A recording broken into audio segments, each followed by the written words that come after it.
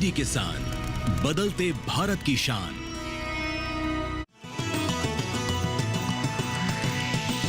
DD किसान, बदलते भारत की शान।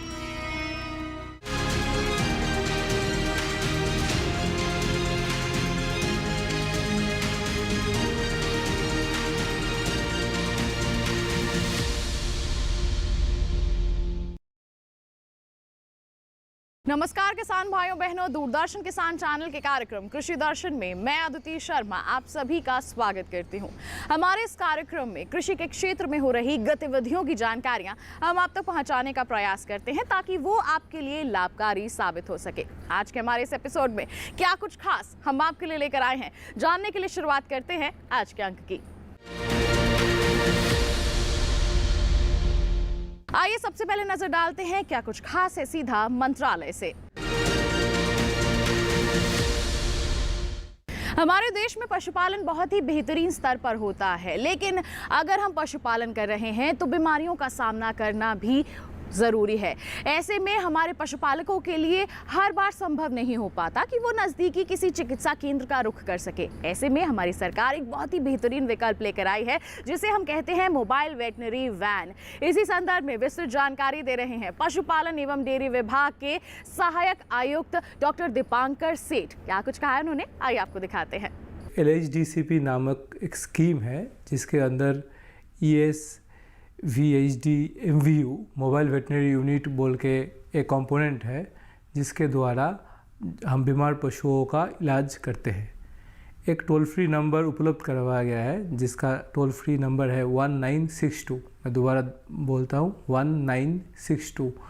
इस नंबर पे कॉल करने पे कॉल सेंटर एग्जीक्यूटिव आपसे पशुओं के बारे में संपर्क करेगा, बात करेगा, और अगर आपका समस्या समाधान ना हो पाए टेलीफोन पे तो मोबाइल वेटनरी यूनिट आपके द्वार पे आएगा आपका पशुओं को इलाज करने के लिए, ताकि आपका पशुधन सुरक्षित रहे और पशुधनों का धन का इलाज आप कर पाओ। तो ये मेरा निवेदन है कि आप लोग इस सुविधा उठाइए और 1962 नंबर डायल करके जब भी आपका पशु बीमार हो, क्वालिटी हेल्थ केयर सर्विसेज जो मिनिस्ट्री ने उपलब्ध किया गया है उसका लाभ उठाइए। डीडी किसान स्टूडियो जो कि कृषि भवन में स्थित है, वहां पर हमारे विशेषज्ञ राहुल चौधरी जी जो सहायक मृदा संरक्षक अधिकारी हैं, क्या कुछ कह रहे हैं, आइए आपको दिखाते हैं। जल उपयोग दक्षता को बढ़ावा देने और किसानों की आय को बढ़ाने के लिए कृषि एवं किसान कल्याण मंत्रालय ने प्रति बूंद अधिक फसल के तहत माइक्रो इरिगेशन को बढ़ावा दिया है। योजना के अंतर्गत अन्य हस्तक्षेपों के तहत सूक्ष्म स्तर पर जल प्रबंधन परियोजनाएं शुरू करने का प्रावधान है।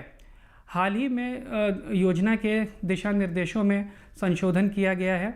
संशोधित दिशा निर्देशों के अनुसार राज्यों और केंद्र शासित प्रदेश अब स्थानीय आवश्यकता अनुसार सूक्ष्म स्तर पर जल प्रबंधन गतिविधियां जैसे डिग्गी निर्माण और जल भंडारण प्रणाली की योजना बना सकते हैं।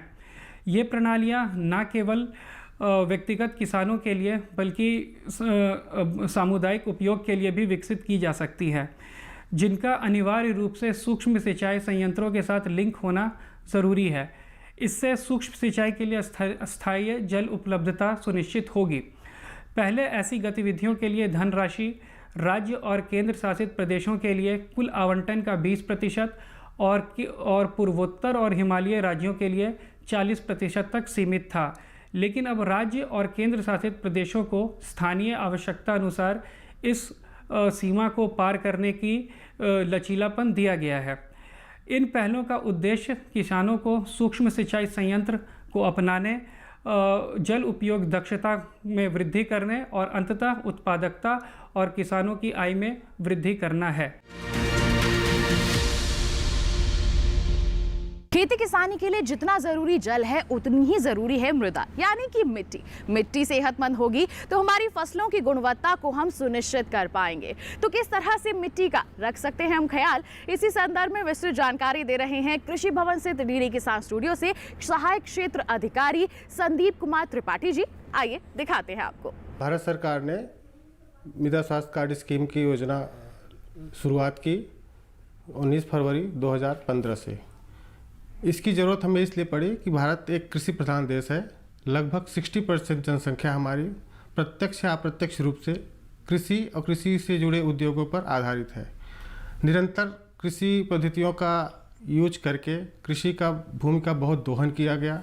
रासायनिक पदार्थों का उपयोग करके उसका भूमि उर्वरता का क्षरण किया गया और अधिक पर्यावरण चेंजेस की वजह से हमारी भूमि की उर्वरता कम होती जा रही है, जिसको देख के भारत सरकार ने इस स्कीम को लागू किया। इस स्कीम के तहत हम किसान भाइयों के द्वारा उनके भूमि की जांच करते हैं, जिसमें लगभग 12 पैरामीटर हम शामिल करते हैं। इसमें हम किसान भाइयों के भूमि का खसरा संख्या या पार्सल नंबर के हिसाब से उनका हम चयन करते हैं और उनके भूमि का नमूना एकत्रित करके प्रयोगशालाओं में ले जाके उसका जांच करते हैं, फिर उसका कार्ड बनाते हैं। इसमें जो तत्व शामिल हैं वो कुल 12 पैरामीटर हैं, जिसमें मुख्य पोषक तत्व नाइट्रोजन, फास्फोरस और पोटेशियम है। द्वितीय पोषक तत्व सल्फर है। सूक्ष्म पोषक तत्व जिंक, आयरन, मैग्नीज, कॉपर और बोरान है। और भौतिक पोषक तत्व में हम पीएच, ऑर्गेनिक कार्बन और इलेक्ट्रिकल कंडक्टिविटी, जिसे विद्युत चालकता बोलते हैं, उसका जांच करते हैं। और जांच करके इन सारे पैरामीटर के हिसाब से हम फसल पद्धति को फॉलो करके जो भी फसल चक्र रीजन वाइज हमारा किसान भाई यूज करता है, हम एक रिकमेंडेशन देते हैं कौन सा नाइट्रोजन की कमी है, उसके हिसाब से उर्वरक यूज करें। और ज़्यादा से ज़्यादा कोशिश की जाती है जैविक खाद, ग्रीन मैन्योरिंग और कंपोस्ट का यूज किया जाए, जिससे हमारी केमिकल फर्टिलाइज़र पर आश्रित होने की कमी को कम किया जा सके। साथ ही साथ अगर हम इस पर निर्भर हो जाएंगे तो हमारे आने वाले भविष्य की पीढ़ियों को हम अपना बहुत ही छड़ा हुआ भूमि दे पाएंगे। अगर हम ऑर्गेनिक और जैविक पदार्थों पे उपयोग करके अपने भूमि की उर्वरकता को बनाए रखेंगे, आने वाले पीढ़ियों को हम सही स्थिति में भूमि दे पाएंगे, जिससे वो भी अपना भरण पोषण कर सकेंगे। आइए किसान भाइयों बहनों, अब नजर डालते हैं हमारे सेगमेंट विज्ञान और किसान पर।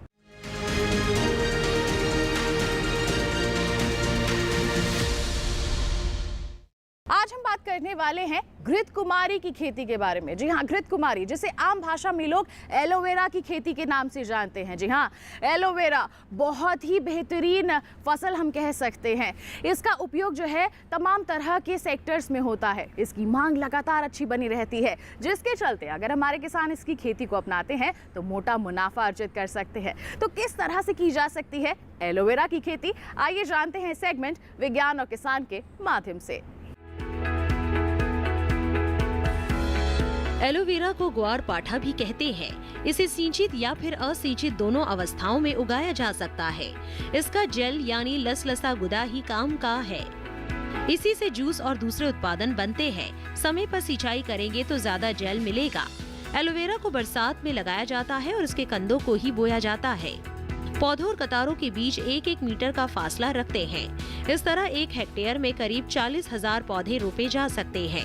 कमाल की बात यह है कि एक बार बुआई के बाद 4-5 साल तक पत्तियां मिलती रहती हैं। सुरेंद्र काकड़े महाराष्ट्र में सतारा जिले के रहने वाले हैं और मैकेनिकल इंजीनियर हैं। पढ़ाई के बाद उन्होंने कंसल्टेंसी एजेंसी खोली, लेकिन बाद में एलोवेरा के गुणों से प्रभावित होकर खेती में आ गए।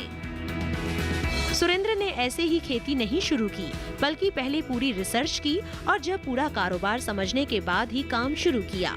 बाद में उन्होंने प्रसंस्करण भी शुरू किया। हालांकि शुरू के 6 महीने उन्हें खास फायदा नहीं हुआ, लेकिन उन्हें विश्वास था कि एक न एक दिन कामयाबी जरूर मिलेगी और ऐसा ही हुआ। आज उनकी एक प्रोसेसिंग यूनिट है। इसमें वो अपनी फसल का तो प्रसंस्करण कर ही रहे हैं, दूसरे किसानों से भी एलोवेरा खरीद कर नए उत्पाद बना रहे हैं। प्रसंस्करण के दौरान सबसे पहले पोटेशियम में डालकर गर्म पानी से धोते हैं, फिर टुकड़े करेंगे, टुकड़ों को गर्म पानी में डालते हैं और कुछ समय बाद उनसे जेल निकालते हैं। जूस निकालने के लिए जेल को ब्लेंडिंग मशीन में डालेंगे, फिर जूस को 70 डिग्री तापमान पर गर्म करेंगे। छानने के बाद इसमें प्रिजर्वेटिव मिलाएंगे और ठंडा करने के लिए फ्रीजर में रख देंगे। इस तरह से ये उत्पाद बनकर तैयार हो जाता है। अब इसका इस्तेमाल सौंदर्य और दवा बनाने में किया जाएगा। सिर्फ फसल उगा लेना और प्रसंस्करण के जरिए उत्पाद तैयार कर लेना ही काफी नहीं था, बल्कि ज्यादा कमाई के लिए अच्छी मार्केटिंग भी बहुत जरूरी है। सुरेंद्र काकड़े ने हर पहलू का बारीकी से जायजा लिया और बेहतर मार्केटिंग से कामयाबी के झंडे गाड़ दिए। फसल लगाने के बाद किसान आमतौर पर एक बार कटाई कर लेते हैं और बात खत्म है, लेकिन एलोवेरा को अगर एक बार लगा लिया तो साल भर फसल मिलेगी और हर महीने कमाई होगी।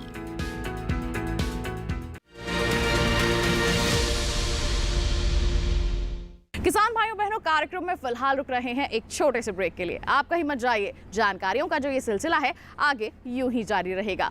बने रहिए दूरदर्शन किसान पर, देखते रहिए कार्यक्रम कृषि दर्शन। किसान भाइयों गांठ बांध लो, गांठ बांध लो, बात बहुत है काम की, समृद्धि के पैगाम की। मिट्टी के मिजाज को समझो, मिट्टी के हर राज को समझो, मिट्टी की तुम जांच कराओ, मुफ्त सॉइल हेल्थ कार्ड ले जाओ। कभी मुनासिब बीज लगाओ, सही किस्म की खाद ले आओ, जितनी जरूरी उतनी डालो, सही मात्रा खुद पहचानो, इसको अपना मंत्र बना लो, मिट्टी की सेहत तो जानो। बात बहुत है काम की, कम लागत अधिक वरदान की। किसान भाइयों गांठ बांध लो, आज ही मिट्टी की जांच कराएं, राज्य सरकार के कृषि अधिकारी से संपर्क करें और मुफ्त में सॉइल हेल्थ कार्ड पाएं। कृषि और किसान कल्याण मंत्रालय द्वारा किसान हित में जारी। ब्रेक के बाद दूरदर्शन किसान चैनल के कार्यक्रम कृषि दर्शन में आप सभी का फिर से स्वागत है। आइए कार्यक्रम को आगे बढ़ाते हैं, नजर डालते हैं हमारे अगले सेगमेंट पर।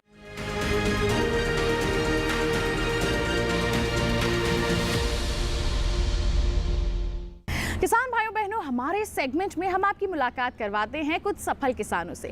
आज जिनसे हम आपको मिलवाने वाले हैं वो एक सफल किसान है जो सफलतापूर्वक मशरूम की खेती कर रहे हैं और अच्छा मुनाफा भी अर्जित कर रहे हैं। तो कौन है हमारे सफल किसान आज के, आइए जानने के लिए रुख करते हैं कृषि स्टार्टअप सेगमेंट का।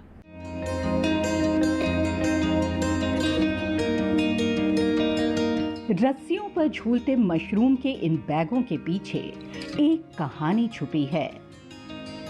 आज हम इसी कहानी का लाइट कैमरा एक्शन करने वाले हैं। मिलिए अमर पड़वाल से।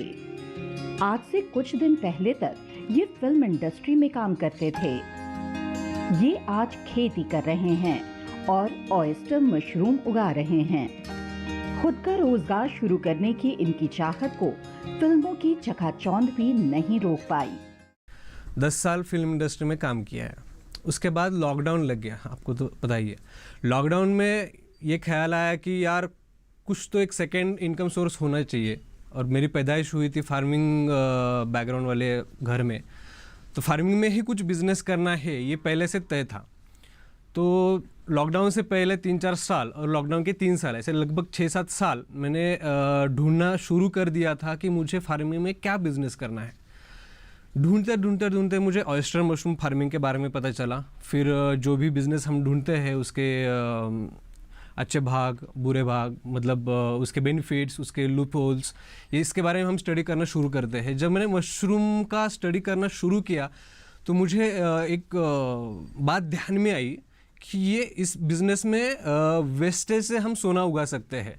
जैसे कि इसका रॉ मटेरियल है फार्मिंग वेस्ट, इससे निकलता है सबसे बढ़िया जो जिससे हम मीट को रिप्लेस कर सकते हैं, चिकन को रिप्लेस कर सकते हैं, बट है प्योर वेजिटेरियन वेगन प्रोडक्ट। उसी दौरान मुझे कृषि विज्ञान केंद्र नारायण गांव के बारे में पता चला। वहाँ जाके मैंने संपर्क किया तो वहाँ पे मुझे श्री डॉक्टर दत्तात्रेय गावड़े सर से मेरी मुलाकात हुई और उन्होंने मुझे जो गाइडेंस दिया उसके बाद ये कंफर्म हो गया कि मुझे यही बिज़नेस करना है। फिर सितंबर 2020 में इसका मैंने एक्चुअल प्रोडक्शन करना, ट्रायल करना शुरू किया।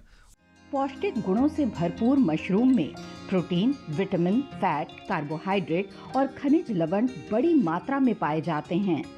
साथ ही इसमें औषधीय और एंटीऑक्सीडेंट गुण भी होते हैं। अधिक प्रोटीन के कारण ही इसे शाकाहारियों का वरदान माना जाता है।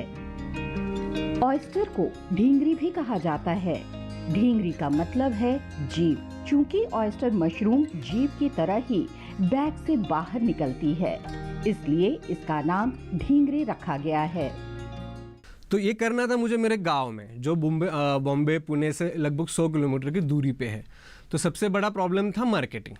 स्टार्ट करने के बाद जैसे मेरा प्रोडक्शन स्टार्ट होने में लगते हैं 45 डेज। इसके 45 डेज में चैलेंज था मेरे सामने कि इसका वेंडर ढूंढे, जो मैं सक्सेसफुल हुआ और मुझे पुणे का एक वेंडर मिला जो मेरे यहाँ पे आके मेरा मटेरियल लेके जाता था पुणे में और वहाँ पे वो सेल करता था। इस तरह से इसका सेल हुआ। ये जो बैग है, एक बैग बनाने में मुझे लगभग 50 से 55 रुपए का खर्चा आता है और इस एक बैग से मुझे लगभग समझ लिए 1.5 से 2 किलो का प्रोडक्शन मिलता है और इसका अब भी इसका मेरा 150 रुपये केजी पर केजी का रेट मुझे मिल रहा है। उसमें सब खर्चा इंक्लूडेड है। तो लगभग अगर काउंट करें तो 50 से 55 रुपए की लागत में मुझे 300 रुपये का प्रोडक्शन मिलता है। अमर ने नारायण गांव कृषि विज्ञान केंद्र से मशरूम उत्पादन का प्रशिक्षण लिया। यहाँ के वैज्ञानिक डॉक्टर दत्तात्रेय गावड़े का कहना है कि विश्व में शिटाके मशरूम के बाद ढींगरी ही सबसे ज्यादा पसंद की जाती है। अमर ने इन्हीं से मशरूम उगाना सीखा। यहाँ के किसान भाई जो महाराष्ट्र के हैं, बहुत सारे यहाँ ओस्टर मशरूम का प्रोडक्शन करते हैं। अभी देख लिया तो ये ओस्टर मशरूम 4 प्रकार के मशरूम हम कल्टीवेशन कर सकते। तो उसमें बटन मशरूम है, ओस्टर मशरूम है, उसको ढींगरी भी बोलते। उसके बाद जो वाइट मशरूम है वो भी कल्टीवेशन कर सकते। उसमें शिटाके मशरूम के बाद ये जो हमारा ओस्टर मशरूम सेकंड नंबर पे आ जाता है और इसका जो कंजम्पशन है जो पूरा वर्ल्ड का, तो उसमें सबसे ज़्यादा चाइना का है और उसके बाद हमारा इंडिया में भी बहुत सारे लोग मशरूम का कंजम्पशन करते हैं। जो किसान भाई है इसको कम दामत में इसको प्रोडक्शन कर सकते। तो ये जो इसका कल्टीवेशन है तो लगभग 300 बैग का यहाँ हमारे यहाँ से केवीके से इन्होंने जब ट्रेनिंग लिया, जो कृषि और किसान मंत्रालय है उसके माध्यम से हम कृषि विज्ञान केंद्र में बहुत सारे ट्रेनिंग लेते। तो इसमें हमने ये ढींगरी मशरूम का फार्मर के लिए एक ट्रेनिंग रखा था। उसमें हमने यहाँ ट्रेनिंग देके जो फार्मर अभी ट्रेन हो गए तो उन्होंने ये प्रोडक्शन यहाँ पर चालू कर दिया।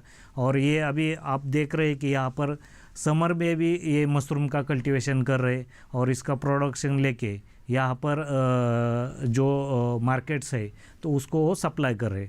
तो इसका जो बेनिफिट्स है वो फार्मर को भी अच्छी तरह मिलता है। और उसके बाद ये जो मशरूम है कम दामत में, और जो एग्रीकल्चर वेस्टेज है तो उसको लेके हम इसका प्रोडक्शन कर सकते। तो 200 एग्रीकल्चर वेस्टेज है, उसमें सोयाबीन का है, जो भुस्सा रहता है, शुगर केन का रहता है, पैडी का रहता है, वीट का रहता है। तो इसका भुस्सा यूज़ करके ये मशरूम का प्रोडक्शन करते। तो यहाँ महाराष्ट्र में ज़्यादा से ज़्यादा जो फ्लोरिडस साजर का जो स्पीशीज़ है इसका प्रोडक्शन सबसे ज़्यादा किया जाता है। ब्लू ओस्टर है, येलो ओस्टर है, ये भी जो मशरूम है यहाँ पर कल्टीवेशन करके ये ज़्यादा उत्पादन लेके ये फार्मर यहाँ पर बेनिफिट कर रहे।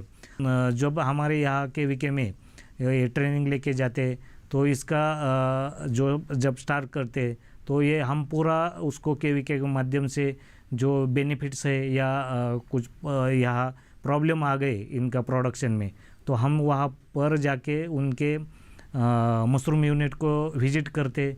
जो भी वहाँ पर डिसीज या पेस्ट का प्रादुर्भाव आ गया है तो उसके ऊपर उनको सजेशन दे के या मैनेजमेंट का जो स्ट्रैटेजी है वो उनको बताते और ये अच्छी तरह प्रोडक्शन करते। मशरूम की शेल्फ लाइफ सिर्फ 24 घंटे है। रेफ्रिजरेटर में रख देंगे तो 2-3 दिन तक खराब नहीं होगी। वैसे आप चाहें तो धूप में सुखाकर इसे 12 महीने तक स्टोर करके रख सकते हैं। लेकिन सर्दियों और बरसात के मौसम में धूप कम होती है तो सुखाने में परेशानी हो सकती है।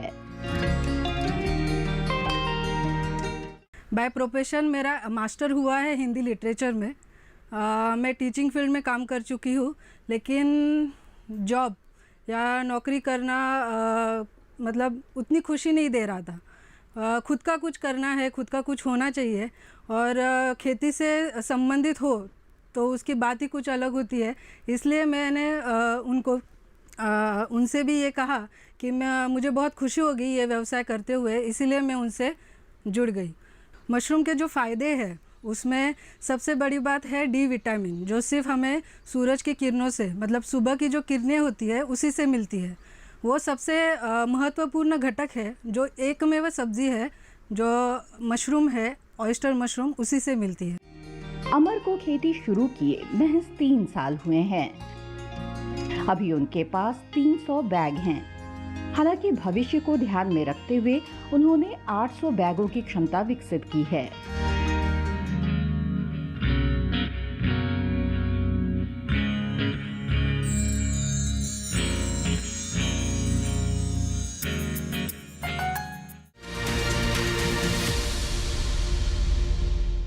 तो इसी के साथ बता दें, कार्यक्रम में रुक रहे हैं एक और छोटे से ब्रेक के लिए। आपका हिम्मत जाइए, हम जल्द ही हाजिर होंगे। बने रहिए दूरदर्शन के साथ पर, देखते रहिए कार्यक्रम कृषि दर्शन।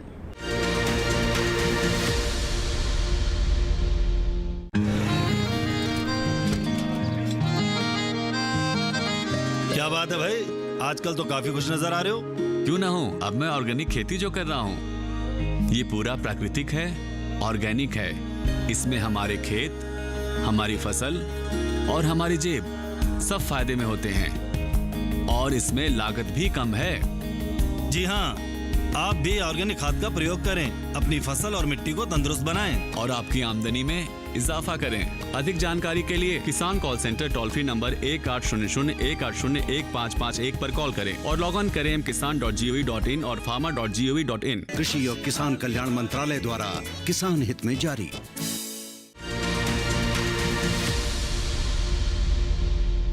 ब्रेक के बाद दूरदर्शन किसान चैनल के कार्यक्रम कृषि दर्शन में आप सभी का फिर से स्वागत है। आइए कार्यक्रम को आगे बढ़ाते हैं।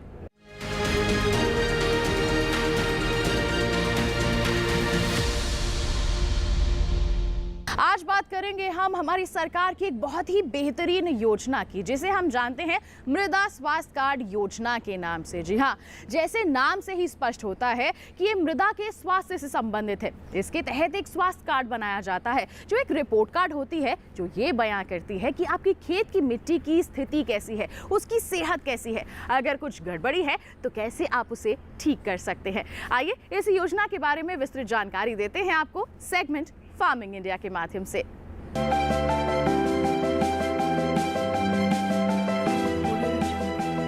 मिट्टी की कमजोर सेहत का असर फसलों की पैदावार और गुणवत्ता दोनों पर पड़ रहा है। साथ ही फसल लागत भी बढ़ती जा रही है। इसी समस्या के समाधान के लिए केंद्र सरकार ने 2015 में सॉइल हेल्थ कार्ड यानी मृदा स्वास्थ्य कार्ड योजना शुरू की थी।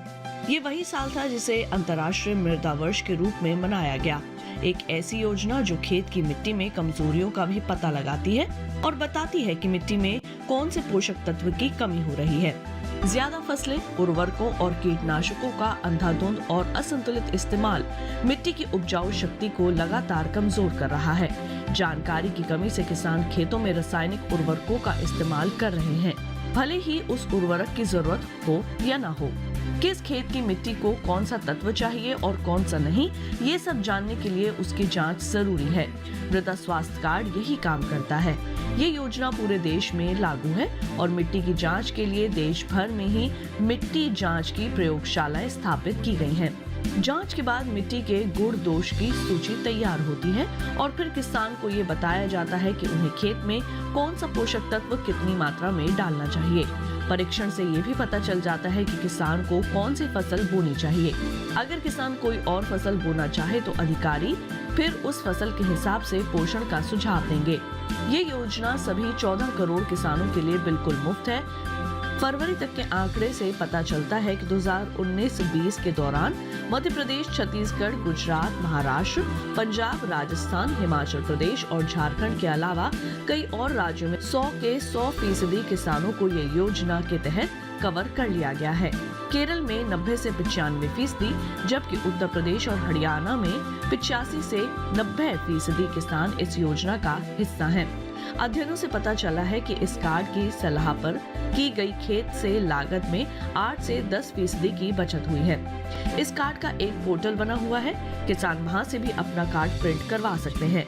इस पोर्टल पर 21 भाषाओं में खेती के बारे में बहुत सी जानकारियां उपलब्ध हैं। किसानों के लाभ के लिए प्रशिक्षण, प्रदर्शनी और किसान मेलों का भी आयोजन किया जाता है। 2019-20 के दौरान आदर्श ग्राम विकास के नाम से एक परियोजना शुरू की गई है, जिसके तहत खेतों से मिट्टी के नमूने उठाए गए। परियोजना के तहत हर ब्लॉक से एक गांव लिया जाता है और वहां मिट्टी के नमूने जमा करके उनकी जांच होती है। इस तरह हर गांव में 1 हेक्टेयर रकबे की जमीन से नमूने लिए जाते हैं। तो किसान भाइयों बहनों, ये था हमारा आज का कार्यक्रम कृषि दर्शन। उम्मीद करते हैं आज के कार्यक्रम में दी गई जानकारियां आपके लिए जरूर लाभकारी साबित हुई होंगी। साथ ही आपको बता दें, अगर आपके पास कोई सवाल है, कोई सुझाव है कार्यक्रम के लिए, हम तक जरूर पहुंचाइए। ईमेल कीजिए हमें krishidarshanddd@gmail.com ईमेल आईडी है हमारी। आप हमें पत्र लिख सकते हैं। पता है हमारा कृषि दर्शन, कमरा number 59A, CPC Doordarshan, Khelgaon, नई दिल्ली 110049। और साथ ही आपको बता दें, दोबारा देखना चाहते हैं आप हमारा ये कार्यक्रम, तो टीवी स्क्रीन पर दिखाए जा रहे QR कोड को स्कैन कीजिए, सीधा पहुंच जाएंगे हमारे YouTube चैनल पर। तो किसान भाइयों बहनों, इसी वादे के साथ कि अगले अंक में हम फिर होंगे हाजिर कुछ नई और महत्वपूर्ण जानकारियां लेकर। तब तक के लिए हमें दीजिए इजाजत, लेकिन आप बने रहिए दूरदर्शन किसान पर। नमस्कार।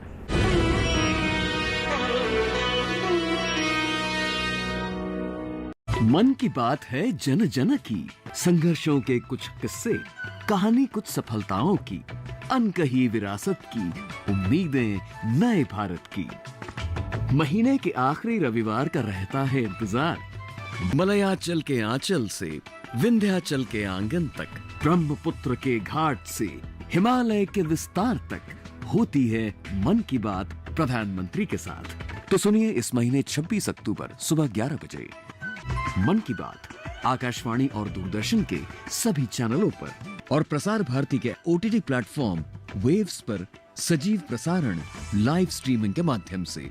इसके अतिरिक्त आकाशवाणी और दूरदर्शन के YouTube चैनल और प्रसार भारती के ऐप न्यूज ऑन एयर पर सजीव प्रसारण लाइव स्ट्रीमिंग के माध्यम से। तो याद रखें, रविवार 26 अक्टूबर सुबह 11 बजे मन की बात।